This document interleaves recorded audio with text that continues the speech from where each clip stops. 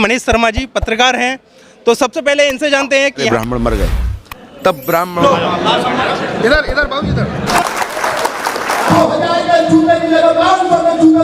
सभी ब्राह्मणों को हम एक कर सकें, एक करते हैं आपस में परिवारों में, तो मैं पर काटने का मतलब है भाई आरक्षण पर काट दो बेशक। ब्राह्मणों का उत्थान रहा है और हुआ है। वर्गीय विद्यालय हो चाहे पवर्गीय विद्यालय हो या कवर्गीय वो नहीं है, खरीदने का कौन? मुझे अरबों रुपए दे के अगर सुदामा लोभी होते तो कभी सिर की मैं समझता हूँ हजारों की तादाद में लोग थे। किसी कीमत पर ना ब्राह्मण कमजोर था, ना कभी रहेगा और ना है। और सभी समाज के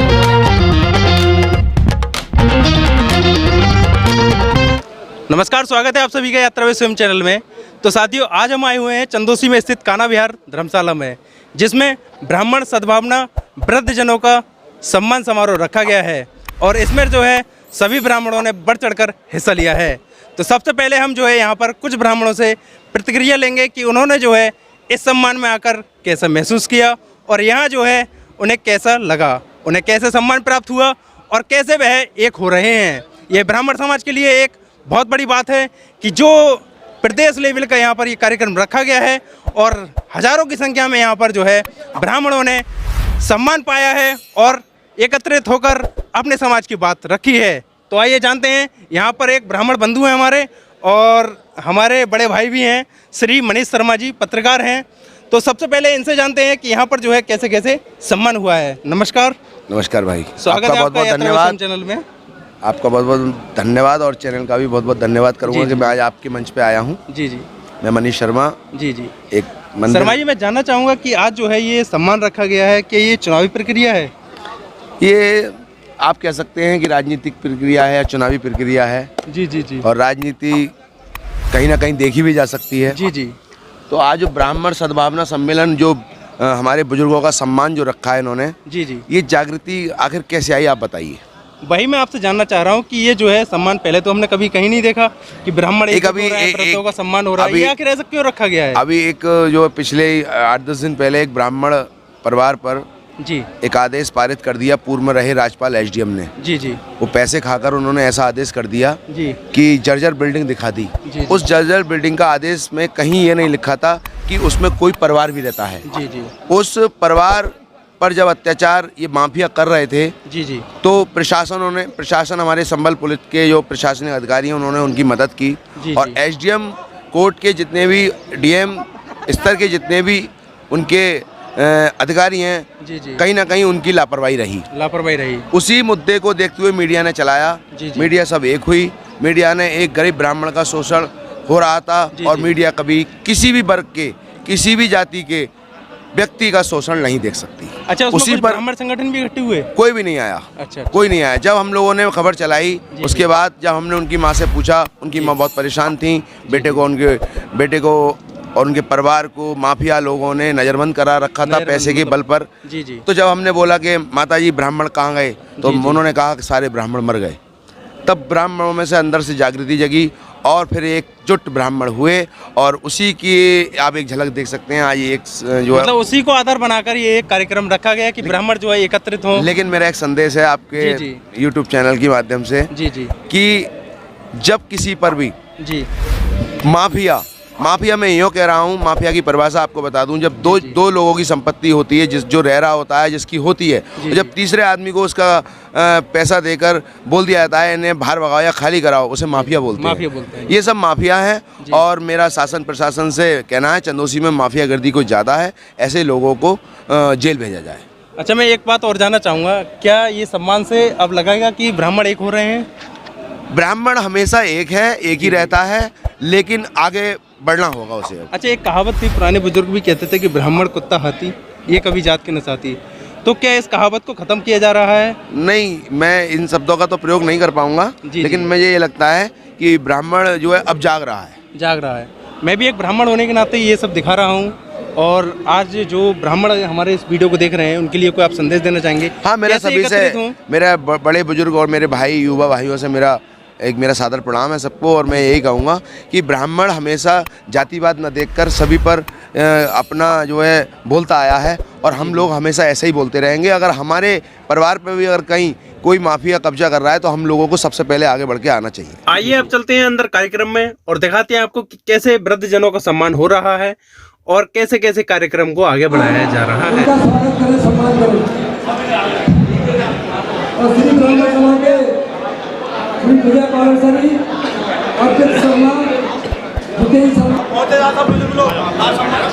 इधर बाबू इधर। की बुद्धवाली के लिए जोरदार पैदल ध्वनि से स्वागत करें। ब्राह्मण एकता, ब्राह्मण एकता।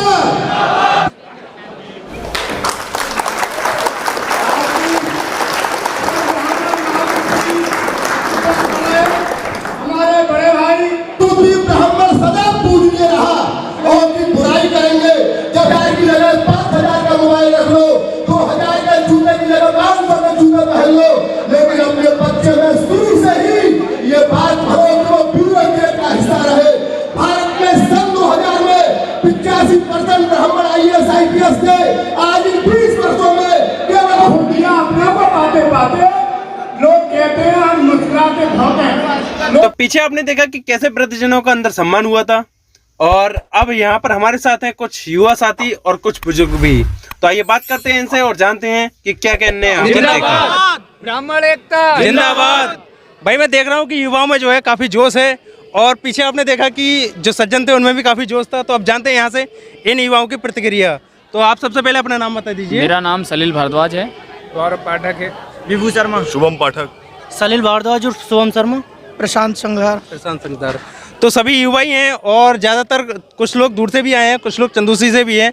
तो अब इनसे जानते हैं कि यहाँ जो है ब्राह्मण सम्मेलन में इकट्ठे हुए हैं, तो यहाँ इकट्ठे होने का इनका क्या मकसद है।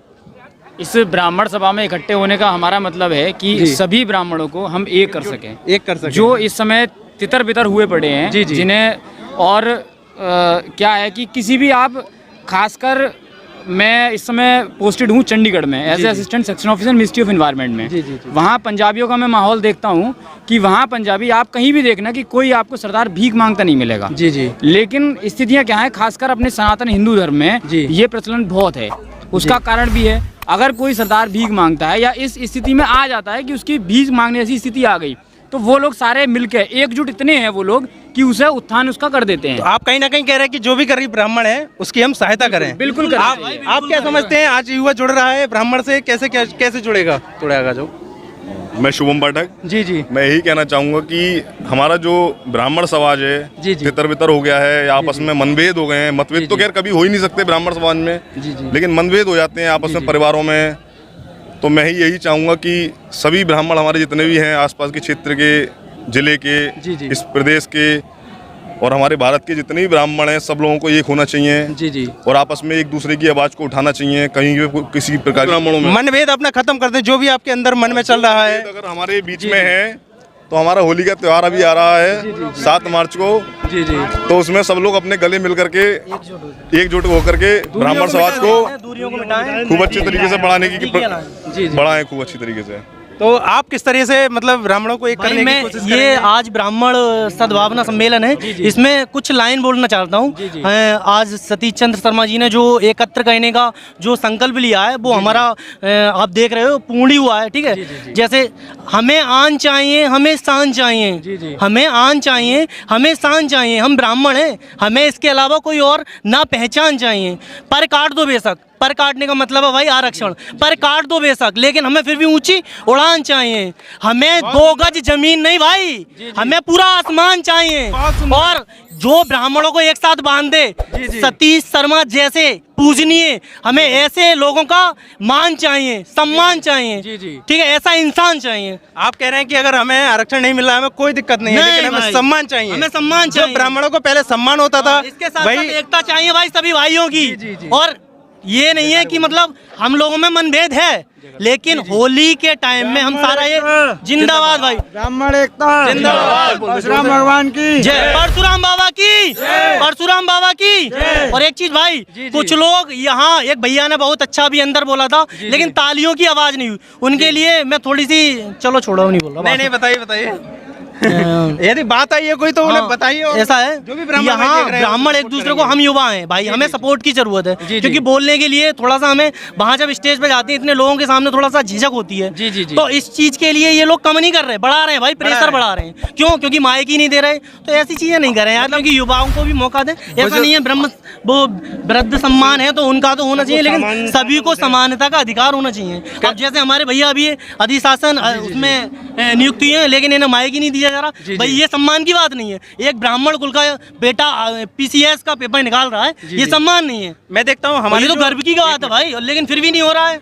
मैं देखता हूँ जो हमारे युवा साथी है, हाँ ये थोड़ा सा रहता है। मैं देख रहा हूँ कि हमारे जो युवा साथी, बिल्कुल बिल्कुल बिल्कुल भाई, लेकिन ये बखूबी बहुत बढ़िया कार्यक्रम रहा है, और आज शायद मेरे हिसाब से 2-3 हज़ार की संख्या रही है। आने वाले टाइम में अगर कभी होता है तो भविष्य में मैं सोचता हूँ 10-12 हज़ार बड़े आराम से हो जाएंगे भाई साहब। अच्छा, मैं देख रहा हूँ कि जैसे हमारे कुछ युवा साथी हैं वह टॉप रैंक पर आते हैं, और अन्य समाज देखता हूँ उनके अगर आते हैं टॉप पर तो उन्हें सम्मान देते हैं, और हमारे यहाँ ऐसा कुछ मतलब नहीं होता है। ये तो कमी है, आप क्या कहना चाहेंगे? ये कमी है भाई, ब्राह्मणों के लिए मतलब सम्मान करना चाहिए, मैं तो ये कहना चाहता हूँ। मतलब आप किस नजरिए से देखेंगे, जैसे उनका सम्मान किस प्रकार से हम कर सकते हैं जो टॉप रैंक पर आते भाई? देखो ये सम्मान वाली बात है, वैसे तो ये भी सम्मान है कि किसी का सभी को एक साथ बोल दिया मंत्र में कि आदरणीय अतिथि सभी को प्रणाम, तो वो सारे लोगों को हो गया। लेकिन एक स्पेशल नाम देकर थोड़ा सा ये दूसरे लोगों को रहता है, जो जिनका नाम नहीं बोला जाता, उन्हें कहीं ना कहीं ये लगता है कि यार हम भी ब्राह्मण हैं, हम भी यहाँ आए हैं, किस लिए आए हैं, ये थोड़ा सा रहता है। के लिए आए हैं। हाँ, सम्मान के लिए, तो ये थोड़ा सा रहता है। और एक चीज़ भाई,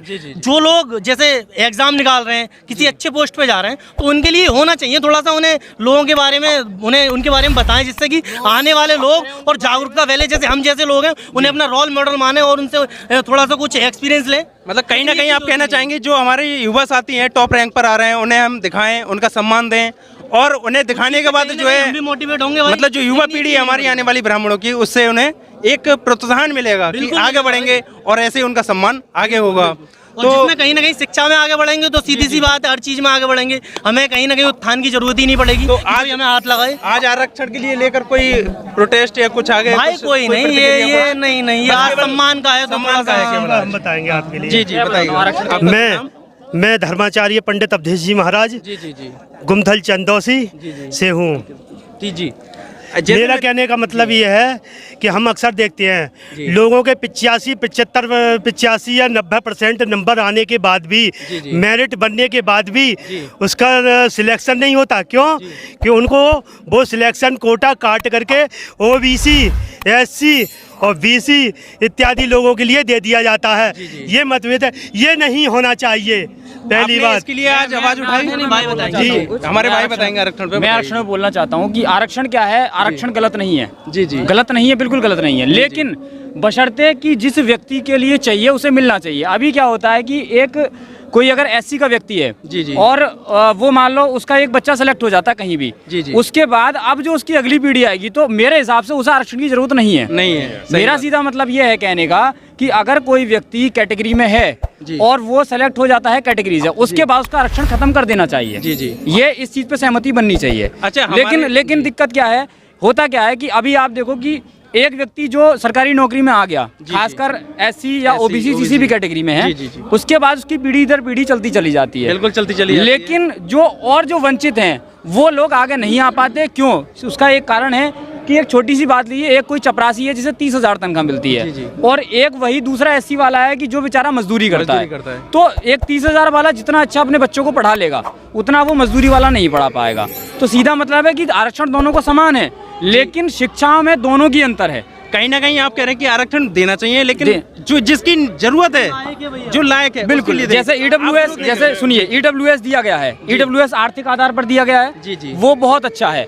तो मेरा कहने का मतलब है, चाहे वो SC हो, चाहे OBC हो, चाहे ST हो, वो आर्थिक आधार पर ही दिया जाना चाहिए, जैसे हमें EWS जनरल कैटेगरी वालों को दिया गया है तो वो बेहतर है जी। वो अगर इस सरकार ने कुछ अच्छा, मेरी नज़र में कुछ अच्छा काम किया तो केवल वही किया है कि एक जनरल वालों के लिए EWS आरक्षण 10% दिया गया है। तो कहीं ना कहीं युवा नहीं कर रहे हैं उसका। लेकिन मैं बताता हूँ उसमें भी दिक्कत कहाँ है कि जैसे 50% आरक्षित सीटें हैं, 50% अनरिजर्व हैं। अब वो 10% जो काटा गया है वो केवल 50% में काट के दे दिया गया, तो जबकि वो 10% जो भी रेशो है, जैसे SC का 21% है, OBC का 27% है, नहीं बवाल नहीं, मेरी बात बवाल सुनिए, नहीं, हम मेरी केवल बात एक सुनिए। प्रतिक्रिया ले रहे हैं। अभी क्या है कि जैसे 50% आरक्षण हमें मिला हुआ है जनरल को, उसमें से 10% काट के फिर ईडब्ल्यूएस को दे दिया। जी। लेकिन वो 10% सभी में से कटना चाहिए ना जी, भाई गरीब सब में से सब में से हैं। सब में से कटना चाहिए। मेरा कहने का मतलब ब्राह्मणों की बात करो आप इस समय। अरे ब्राह्मणों की बात कर रहा हूँ।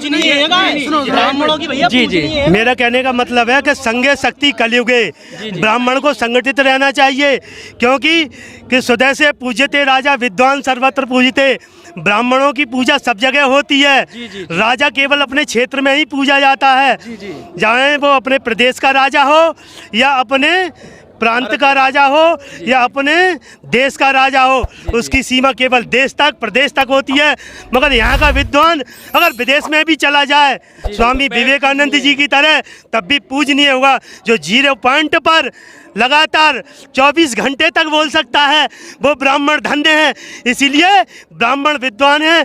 ब्राह्मण को अपना आत्मसम्मान बचाना चाहिए, यही ब्राह्मण का लक्ष्य है, यही अधिवेशन है, यही महासभा है, यही सद्भावना अधिवेशन है। परशुराम भगवान की जय, बोल दादा परशुराम की जय। एक दूसरे का भैया सहयोग करना चाहिए, क्योंकि सहयोग में यूनिटी में पावर है भाई। हाँ, एक दूसरे का सहयोग करना चाहिए बस। एक मिनट में आपसे पूछना चाहिए, 1 मिनट में आपसे पूछना चाहूंगा। शास्त्री जी ने कहा पीछे कि ब्राह्मण पूजनीय है, परंतु ब्राह्मण के बच्चे इंग्लिश मीडियम में पढ़ रहे हैं, कोई गुरुकुल नहीं जा रहा, उसका मैं बताता कोई हूं, शिक्षा उसका हासिल मैं नहीं कर रहा, तो मैं कैसे बताता आगे हूं, बढ़ेगा मैं ब्राह्मण बताता हूं। समाज? किसी भी प्रकार बहुत की अच्छा। शिक्षा बुरी नहीं है। आज के सामाजिक परिवेश में वो शिक्षा भी आवश्यक है, लेकिन जो उसके साथ साथ हमें अपने जो वेद पुराण उपनिषद ये सब है उनका भी ज्ञान होना चाहिए। तो आज और नहीं पढ़ा उन्हें? नहीं आज मैं बताता हूं, उसका एक मिनट। देखो कोई भी समाज हुआ, जब उसकी आगामी जनरेशन जब वो तरक्की नहीं करेगी, वो समाज पतन को प्राप्त हो जाएगा। आज की जरूरत यह है कि हम आरक्षण का हुआ न समझ के हम अपने बच्चों को आरक्षण की जिक्र ही ना करें, आरक्षण के हुआ की बात ही ना करें। हम अपने बच्चों को अच्छा श्रेष्ठ दें, अच्छी पढ़ाई दें, कर्ज लें, लोन लें। हम अपने बच्चों का हौसला बुलंद करें और उनके लिए बहुत अच्छी शिक्षा दें। शिक्षा के बल पर ही ब्राह्मणों का उत्थान रहा है और हुआ है, और समाज का उत्थान ब्राह्मणों ने अपनी शिक्षा के बल पर किया है। तो हमें अपनी जो जनरेशन, आगामी जनरेशन है, उसके लिए बहुत अच्छी तरीके से शिक्षित करना है, शिक्षा पे विशेष ध्यान देना है। चाहे किसी प्रकार हमें चाहे किसी हद तक जाना पड़े, हमें चाहे किसी भी हद तक जाना पड़े, संस्कार बनाना चाहिए या वेद। इसका मूल कारण है हमारी सरकारों की जो कमियां रही हैं। जो हमारी संस्कृत वैदिक पाठशालाएं थी, उनको तो अनुदान नहीं दिया गया। कहने का मतलब है अन्य जितने भी अन्य समुदाय के जो भी है, अन्य धर्मों के जितने भी मदरसे हैं या विद्यालय हैं, उनको अनुदान मिला, उन्हें ग्रेड पे लाया गया। कभी आज तक संपूर्णानंद यूनिवर्सिटी के किसी भी, चाहे खवर्गीय विद्यालय हो, चाहे पवर्गीय विद्यालय हो, या कवर्गीय विद्यालय हो, या चवर्गीय विद्यालय हो, किसी भी मध्यम किसी भी श्रेणी के विद्यालय को अनुदान मान्यता, उसको वरीयता सरकारों ने नहीं दी। यही मूल कारण है। ब्राह्मण अपने बच्चों को वेद, रीति, संस्कार, वेद, पुराण, उपनिषद इत्यादि का ज्ञान दें, तो दे कैसे? इसका मूल कारण है कि हमारी विद्यालय की संस्कृत पाठशालाएं रद्द होती जा रही हैं। एक मिनट आचार्य जी, जैसे एक मिनट, जैसे हमारे देश में लगभग मेरा मानना है लाखों की संख्या में ब्राह्मण के संगठन चल रहे हैं, क्या वह संगठन गुरुकुल नहीं खोल सकते? क्या वह संगठन वेद का पाठ नहीं दे सकते, या उसे सरकार रोकेगी? आप ये बताइए पहले तो। पहली बात तो सरकार के द्वारा अनुदान मिलने पर ही संगठन जो चले थे, पहले भी चले थे, अब भी चल रहे हैं, ऐसी कोई बात नहीं है। मगर उनके लिए कोई सहायता नहीं मिल रही, क्योंकि आपने देखा है कि ब्राह्मण को तो पहले से ही लक्ष्मी जी का अभिशाप लगा क्यों वो धन से हीन होगा, मगर ज्ञान रूपी धन से ब्राह्मण कभी भी धनहीन नहीं है। वो ब्राह्मण दरिद्र नहीं है। दरिद्र सुदामा थे तो भगवान श्री कृष्ण ने उनकी दरिद्रता का विनाश कर दिया द्वापर में। मैं बताता हूँ, दरिद्र ब्राह्मण नहीं होता है। ब्राह्मण हमेशा धनवान रहता है, क्योंकि उसके पास हमेशा भगवान रहते हैं, विष्णु रहते हैं, बिल्कुल रहते हैं। अच्छा, मैं जानना चाह रहा हूँ, जैसे अब हम जो वेद की जो पढ़ाई है अपने बच्चों को कैसे दें, कैसे वह इस लाइन में आए, क्योंकि अब जो है ज्यादातर बच्चे शर्माते हैं जी, कर्म कांड करने में शर्माते हैं, कथा करने में शर्माते हैं। आप देख सकते हैं कि कहीं कोई शादी करने जाता है तो ब्राह्मण का बच्चा शर्माता है, किसी मंदिर में पूजा करने नहीं जाता ब्राह्मण का बच्चा। पहले के जमाने में जो है ब्राह्मण का बच्चा सुबह ही उठ के संध्या वंदन जो भी है मतलब अपना कर्म कार्य करते थे, तो आज को नहीं कर रहे। हम कहीं ना कहीं मजबूर हैं उसमें, आप उसमें क्या कहना चाहेंगे? जी, उसमें मजबूरी भी है, लेकिन हम जो कर रहे हैं हमारे बच्चे भी वो कर रहे हैं जी जी। उस पर जा रहे हैं, क्यों नहीं जा रहे हैं? उसका है कारण। आचार्य जी, मैं आपसे जानना चाहूंगा, मेरी बात सुनो, मैं सटीक कारण मैं देता हूँ आपका। जो ब्राह्मण है यहाँ पे थोड़ा सा बुरा ना माने बस, जी जी, कि क्या है आज के समय में, जैसे हम क्या करते हैं कि घर में एक ब्राह्मण से कथा करवाते हैं। जी जी, हम क्या करते हैं कि उसे 200 रुपए, 100 रुपए, 300 रुपए दे दिए। आज मजदूर भी 500 रुपए लेता है, ठीक है। अब उस ब्राह्मण को आप 200 300 रुपए दे रहे, इसका मतलब कि आप उसे मजदूर से भी नीचे देख रहे हैं। नीचे देख रहे हैं। इसी वजह से क्या है कि लोग क्या है कि इस चीज से अलग हट रहे हैं। भाई उन्हें जीविकोपार्जन के लिए कुछ तो चाहिए। अब जीविकोपार्जन के लिए आप उसे 200 या 300 ब्राह्मण को देंगे तो वो कैसे अपने जीविका का उपार्जन कर पाएगा? भाई सही बात तो इस चीज में एक है, जैसे मैं बताऊं भाई, उसका एक कारण ये भी है कि हमारा खुद में ब्राह्मण समाज जो है उस कर्मकांडी ब्राह्मण के लिए, जबकि हमारा ये सनातन धर्म है, हमारा संस्कृति का पतन हो जाएगा, लेकिन हमारे ब्राह्मण भाई उसको थोड़ा सा है दृष्टि से देखते हैं। अगर किसी बेटी के लिए वर देखने जाओ तो वो कहता है अरे ये तो कर्मकांडी ब्राह्मण की बेटी है, कर्मकांडी ब्राह्मण है, तो इसमें हमें गलत क्या है? जी जी, हमारा ब्राह्मण खुद जो है अपने उस ब्राह्मण के लिए निम्न श्रेणी का समझने लगता है, जबकि निम्न का नहीं है, उच्च श्रेणी का है। क्यों? कि उसने भारतीय संस्कृति को जो है ऊंचा जिंदा रखा है। क्योंकि पहले के युग में जो था, प्रयास जी, कर रहा मैं है। इसमें कुछ ऐड करना चाहूँगा। पहले का युग जो था वह जो हमारी सभी कुलियाँ बनाई गई थी वह इस आधार पर बनाई गई थी, जैसे हम चतुर्वेदी हैं तो हमें चारों वेद याद करने पड़ेंगे, हम 2 वेद। तो अब जो है ऐसा कोई नहीं है जिसे 4 वेद याद होंगे। दूसरा इसमें एक कारण और भी है, जी जी, हमारा और सभी जातियों में है, लेकिन ब्राह्मण को मैं खास करके कहता हूँ, जी जी, दहेज का लोभीपन। जी, अगर किसी का बच्चा थोड़ा सा उच्च पद पे या किसी पद पर पहुंच रहा है तो क्या उस बेटी के ऊपर है? क्या वो है उस बेटी वाले से उसमें ब्राह्मण का दोष नहीं, ब्राह्मण का ही दोष है उसमें। वो ब्राह्मण जो हनुमान होते हैं वो उसको नीचे गिरा के कहते हैं कि हमारे पास पैसा बहुत है, इतना पैसा देंगे, हम 50 लाख देंगे, हम 20 लाख देंगे, उसमें ब्राह्मण दोषी मानते हैं हम। लेने वाले क्यों होते हैं? इसके विषय में मेरे भी 2 बेटे, एक रॉ में था और एक दूसरा, मैंने तो एक पैसा नहीं लिया, नहीं उसको लेने को तैयारी ने बिल्कुल सही बात करी है, लेकिन ये है एक दूसरे का सपोर्ट न करना भी। जब बिकाऊ हूँ नहीं है तो खरीदेगा कौन? मुझे अरबों रुपए दे के मैं बिकाऊ ने मुझे कैसे खरीद लगे? ये बात कैसे करी? 20 लाख 30 लाख दिखाते हैं, बिकाऊ है तब वो बिकेगा। बसलते 10 लाख में बिकेगा, 10 करोड़ में बिकेगा, 100 करोड़ में बिकेगा, और जो बिकाऊ नहीं है किसी कीमत में नहीं बिकेगा। मैंने कहीं ना कहीं आप मानते हैं नहीं नहीं है। मेरे दोनों बेटियों की शादी फ्री में। अरे आप उसके पक्षधर नहीं है, आप कैसी बात कहने का मतलब यह है कि हमारे लिए लोभ लालच नहीं करना चाहिए किसी चीज का। अगर हम लोभ लालच छोड़ देते हैं, ये मेरा अपना प्रैक्टिकल है, 40 लाख की शादियां आते रही, तो उसका कहने का मतलब ये है कि अगर मैं लोभ लालच क्या करके कार्यक्रम करता हूँ तो लक्ष्मी मेरे कदम चूमती है। अगर हम अपने अंदर विकल्प किसी से लेने की भावना बनाएंगे तो वो नहीं देगा।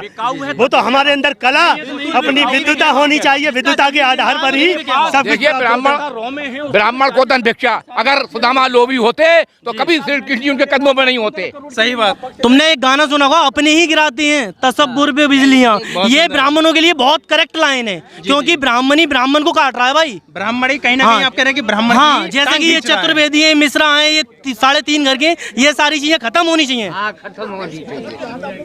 भारत माता की जय, और भैया जय दादा परशुराम की। जय दादा परशुराम, भगवान परशुराम की जय। भैया सही बात कही आपने कि ब्राह्मण को काट रहा है। इसी उद्देश्य से आज यहाँ पर सद्भावना कार्यक्रम रखा गया है, जिससे ब्राह्मण एकत्र हो, और आगे भी ऐसे बहुत सारे कार्यक्रम आयोजित किए जाएंगे जिसमें ब्राह्मणों को एकत्र करने का लक्ष्य रखा गया है। ठीक है, बहुत बहुत धन्यवाद आप सभी का।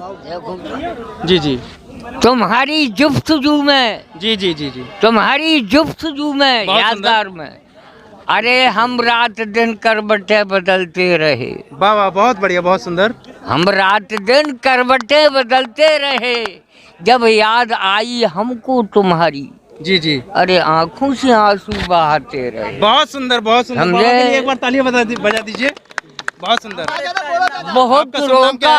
मेरा रामानंद पाठक। कितनी उम्र है आपकी? उम्र 86 साल। देख रहे हैं आप 86 वर्ष के हैं और आज आए हुए हैं, ये हमें बहुत ही गर्व की बात है। और पीछे आपने देखा युवाओं का जोश। अब हमारे साथ हैं कार्यक्रम के आयोजक श्री सतीश शर्मा जी, और सब कार्यक्रम का शुरू से लेके अंत तक पूरा सफल कार्यक्रम। आज आप जो है ब्राह्मणों को एकत्रित करके कैसा महसूस कर रहे हैं? ब्राह्मण तो पहले से ही एकत्रित थे। जी जी जी बहरहाल ये था कि जो हमारे 4 संगठन थे जी जी चंदोसी में, वो सारे एक मंच पे आए जी जी और एक मंच पे आके सब लोगों ने एक प्रोग्राम करा। जी जी इसमें मेरी कोई मेहनत नहीं है, केवल ये है कि मैं लगा रहा जी जो हमारे समाज के बुजुर्ग हैं, जी जी जो चारों संगठन के पदाधिकारी हैं जी जी और जो हमारे समाज के युवा हैं, जी जी सब लोगों के सहयोग से ये प्रोग्राम सफल हुआ है। जी जी यहाँ हमारे चंदोसी नगर के हर घर से एक एक ब्राह्मण जी जी जी और अन्य जनपदों से भी, अन्य मंडलों से भी जी जी यहाँ हमारे ब्राह्मण बंधु बुजुर्ग सब पधारे हैं। बहुत अच्छा लगा। तो आज लगभग कितने संख्या में यहाँ पर ब्राह्मण आए और कितनी संख्या में आपने सभी का सम्मान मैं किया? समझता हूँ हजारों की तादाद में लोग थे। जी जी गिनती तो मैं नहीं कर पाया। जी जी हाँ, बाकी ये कि बहुत तादाद में लोग थे, वो तो आप लोगों ने देखा ही है। जी मैंने दिखाया था हाँ। पीछे काफी तादाद जी, में जी, थे और जी। युवा वर्ग भी बहुत था। कुर्सियाँ कम पड़ गई, जी जी हॉल कम पड़ गया, समझे? मतलब जो आपकी लिमिट थी उससे कहीं बढ़ के ये कार्यक्रम रहा। जी जी जी जी जी। और हम जो हमारे प्रोग्राम में आए हैं जी जी महानुभाव, सबका हार्दिक अभिनंदन, सबके चरणों में सतीश शर्मा का वंदन। बहुत बढ़िया। और जो कहीं सतीश शर्मा से जी उनके सम्मान में, स्वागत में कोई कमी रह गई है तो हाथ जोड़ के क्षमा प्रार्थना। देखिए इतना बड़ा कार्यक्रम है, कहीं ना कहीं कोई कमी रह जाती है, उसके लिए हम कोई वो नहीं कहेंगे। और अब अंत में आप कोई संदेश देना चाहेंगे जिससे ब्राह्मण एकत्रित रहें और एक संगठन ऐसा बन जाए कि कहीं नहीं हटे बिल्कुल? ना, हमारा प्रयास तो यही रहेगा और शुरू से रहा है। जी जी हम पहले समाज का काम करते हैं, दल जी, जी। से अलग विषय है, दल अलग विषय है। बाकी ये पहले हम ब्राह्मण हैं, जी, बाकी जी। बाद में कुछ और। बहुत बहुत धन्यवाद आपका। हाँ। आप जानते हैं हम श्री पवन शर्मा जी से, तो आज आप इस कार्यक्रम में आए और कार्यक्रम में आकर आपने देखा है, सबसे मुख्य विशेषता क्या लगी आपको कार्यक्रम की? मुख्य विशेषता ये है कि यहाँ पर कई मंडलों से जो ब्राह्मण लोग आए हैं, विप्र बंधु, जी जी उन्होंने जो आगाज इस चंदोसी की धरती पर किया है, जी जी उससे हमारे पूरे संबल जनपद में एक अच्छा संदेश जाएगा और ब्राह्मण एकता की आवाज उठेगी। बहुत बढ़िया। और मैं सभी से अनुरोध करता हूँ, किसी भी ब्राह्मण भाई के साथ में जी, जी। कोई भी उत्पीड़न करता है जी, जी। तो हर समय हम उसके साथ तत्पर खड़े हैं, हर समय खड़े रहेंगे और तन मन धन से खड़े रहेंगे। मतलब कोई अनाथ मतलब गरीब ब्राह्मण है हाँ, तो और उसका उसे शोषण नहीं होने देंगे, उसका मतलब। शोषण नहीं होने देंगे किसी कीमत पर। ना ब्राह्मण कमजोर था, ना कभी रहेगा और ना है। बहुत बढ़िया। तो अब हम जानते हैं श्री सुधांशु शर्मा जी से, तो आज आपको जो है सभी ब्राह्मण एकत्रित हुए, ये सब देखकर कैसा लगा? ये देख के बहुत अच्छा लगा। आज हमारे पूरे मंडलों से और अन्य प्रदेशों से भी हमारे ब्राह्मण समाज के हमारे बुजुर्ग, हमारे सम्मानित अतिथि आए और बड़ा अच्छा लगा और सब लोगों को प्रोग्राम देखकर बहुत अच्छा महसूस हुआ। और भारी से भारी संख्या में, हजारों की तादाद में आज हमारा ब्राह्मण समाज एकत्र रहा और कई मंडलों से हमारे समाज के जो बुजुर्ग थे, युवा चेहरे थे, सब लोग आए और सभी समाज के लोगों ने, हमारे ब्राह्मण समाज के लोगों ने संकल्प लिया, अगर किसी भी हमारे ब्राह्मण भाई पे या किसी को सताया जाता है या किसी के साथ कोई घटना होती है तो पूरा प्रदेश का और हिंदुस्तान का सब ब्राह्मण एक होएगा और उसके साथ कंधे से कंधा मिला के खड़ा रहेगा। बहुत बढ़िया। कोई युवाओं के लिए संदेश? आप युवा हैं, युवा सभी युवा आजकल के मैं देख रहा हूँ काफ़ी दिनों से जितने भी युवा हैं हमारे ब्राह्मण समाज के, सब बढ़ चढ़ के हिस्सा ले रहे हैं और बहुत हमारे संगठन को मजबूत कर रहे हैं हमारे ब्राह्मण समाज के युवा। ठीक है, बहुत बहुत धन्यवाद आपका, बहुत बहुत धन्यवाद। मिलते हैं आपको आगे। तो पीछे आपने देखा कैसे युवा साथियों का जोश था और ब्राह्मण सद्भावना सम्मेलन एवं वृद्धजनों का सम्मान समारोह रहा। तो इस वीडियो को जो है हम ज़्यादा बड़ा ना करके यहीं समाप्त करते हैं। यदि आप ब्राह्मण हैं तो हमारी वीडियो को लाइक कर दीजिए, कमेंट कर दीजिए और अपने साथियों के साथ शेयर कर दीजिए। केवल ये ब्राह्मण सद्भावना सम्मेलन बनाने की वीडियो हमारा इतना मकसद था कि ब्राह्मण एक हों और आगे बढ़ें, ना कि एक दूसरे की टांग खींचें। तो साथियों इस वीडियो को जो है हम यहीं समाप्त करते हैं। मिलते हैं आपसे नेक्स्ट वीडियो में। बहुत बहुत धन्यवाद। जय हिंद, जय भारत। जय भारत। भैया।